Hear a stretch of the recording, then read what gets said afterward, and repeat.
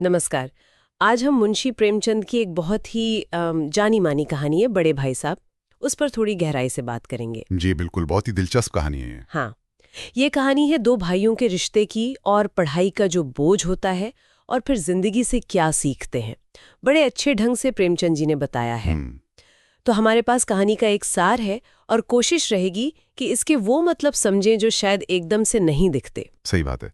कहानी की जो परतें हैं उनको थोड़ा खोलें। हाँ, तो कहानी में क्या है कि दो भाई हैं, हॉस्टल में है साथ में। जी। बड़े भाई साहब हैं जो कथावाचक से मतलब छोटे भाई से 5 साल बड़े हैं और वो बेचारे 9वीं कक्षा में पहुंचने के लिए जूझ रहे हैं। हाँ हाँ, कई साल से एक ही क्लास में है वो। हाँ, जबकि छोटा भाई जो है वो 5वीं में है और तेजी से आगे बढ़ रहा है। और फर्क ये है कि बड़े भाई साहब तो मतलब घंटों लगे रहते हैं किताबों में, बिल्कुल गंभीर। हाँ, एकदम।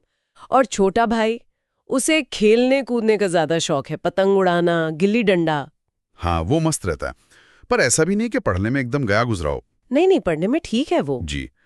पर बड़े भाई साहब का एक ही फलसफा है, देखो भाई, मेहनत करो, अनुशासन में रहो। बिल्कुल, वो हमेशा टोकते हैं छोटे भाई को, अरे ये खेलकूद छोड़ो, पढ़ाई पे ध्यान दो। हाँ, डांटते हैं, कहते हैं कि बुनियाद मजबूत होनी चाहिए और उसके लिए घंटों रटना घिसना जरूरी है। और उनका वही तकिया कलाम है, मेहनत का फल मीठा होता है। हाँ, लेकिन कहानी में फिर एक मजा आता है, एक ट्विस्ट है। हाँ, यहीं पे कहानी सोचने पे मजबूर करती है ना, कि ये शिक्षा और सफलता, इसका क्या मतलब है। इम्तिहान होते हैं और नतीजा। नतीजा बिल्कुल उल्टा। हाँ, छोटा भाई जो मतलब ज्यादातर टाइम खेल कूद में लगा रहा, वो अपनी क्लास में फर्स्ट आ जाता है। कमाल है। और बड़े भाई साहब, वो जो दिन रात एक किए हुए थे, वो फेल हो जाते हैं। और ऐसा एक बार नहीं होता। नहीं, 2 बार होता है ऐसा। 2 बार बड़े भाई फेल, छोटा भाई पास, वो भी अच्छे नंबरों से। तो यहाँ सवाल उठता है ना कि क्या सिर्फ घंटों लगे रहना ही कामयाबी है। या फिर शायद प्रेमचंद जी उस टाइम के एजुकेशन सिस्टम पर ही वो उंगली उठा रहे थे। जो रटने पर ज्यादा जोर देता था, समझने पे कम। हो सकता है, बिल्कुल। व्यवहारिक ज्ञान से ज्यादा रटना।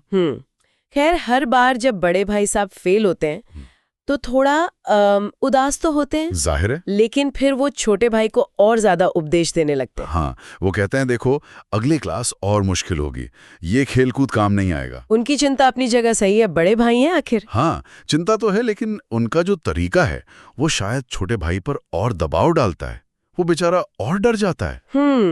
और इसी सब के बीच मतलब वो जो गंभीरता है, डांट डपट है, उसके बीच एक बहुत ही प्यारा, एक मार्मिक सीन आता है, वो पतंग वाला। हाँ, वो तो कहानी का एक अहम मोड़ है। छोटा भाई है, डांट खाने का डर भी है, पर वो एक कटी पतंग के पीछे भागा जा रहा है। हाँ, बिल्कुल बेफिक्र होकर।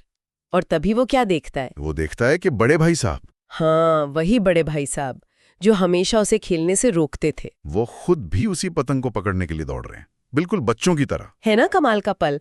उस एक पल में बड़े भाई साहब की सारी गंभीरता, सारा वो भारीपन, सब हवा हो जाता है। जी, उनका वो जो अंदर दबा हुआ बचपन था, वो जो सहज इच्छाएं थीं, वो बाहर आ जाती हैं। हाँ, वो दिखाता है कि उम्र और जिम्मेदारियों का बोझ चाहे कितना भी हो, अंदर का बच्चा कहीं ना कहीं रहता है। वो मरता नहीं है पूरी तरह। शायद वो फेल होने का दबाव, छोटे भाई से पीछे रह जाने की वो शर्म, उसी ने उन्हें इतना कठोर बना दिया था। बिल्कुल। और वो पतंग जैसे उन्हें वापस ले आई उनके अपने वो सहज रूप में। और पता है, उसी वक्त छोटे भाई को भी कुछ समझ आता है। क्या समझ आता है उसे? उसे ये एहसास होता है कि बड़े भाई साहब जो डांटते थे, फटकारते थे, उसके पीछे नफरत नहीं थी। वो उसकी भलाई चाहते थे, चिंता थी। शायद तरीका सही नहीं था उनका, समझा नहीं पा रहे थे। हाँ, वो उम्र का फासला, अनुभव का अंतर, वो एक दीवार सी बन जाती है कभी कभी। और उस पतंग ने जैसे वो दीवार एक पल के लिए गिरा दी। बिल्कुल, बहुत खूब का। तो अगर हम सोचें कि इस कहानी से क्या मुख्य बातें निकलती हैं, क्या सार है इसका? पहली बात तो मेरे ख्याल से यही है कि सिर्फ किताबी ज्ञान या क्लास में फर्स्ट आना ही सब कुछ नहीं है। सही बात है। जिंदगी के जो अनुभव होते हैं, वो जो हम खेलते कूदते सीखते हैं, वो भी बहुत मायने रखते हैं, शायद ज्यादा प्रैक्टिकल ज्ञान देते हैं। दूसरी बात, वो पतंग वाला सीन याद करें तो जिम्मेदारियां उम्र हमें गंभीर बना देती हैं, पर अंदर की वो खुशी, वो बचपन, वो कहीं ना कहीं जिंदा रहता है। उसे दबाना नहीं चाहिए शायद। हाँ, उसे पूरी तरह खत्म कर देना शायद ठीक नहीं है, खुद के लिए भी। और तीसरी बात, रिश्तों की जटिलता, भाई बहन का रिश्ता हो या कोई भी करीबी रिश्ता। हाँ, उसमें प्यार भी होता है, चिंता भी होती है, थोड़ी जलन, थोड़ी नोक झोंक। बिल्कुल, ये सब मिलकर ही तो रिश्ता बनता है। बड़े भाई साहब का किरदार यही दिखाता है। वो छोटे भाई के लिए एक तरह से पिता जैसे भी हैं, एक कॉम्पिटिटर भी हैं। और आखिर में उस पतंग वाले सीन में एक साथी भी बन जाते हैं। हाँ, एक साथी।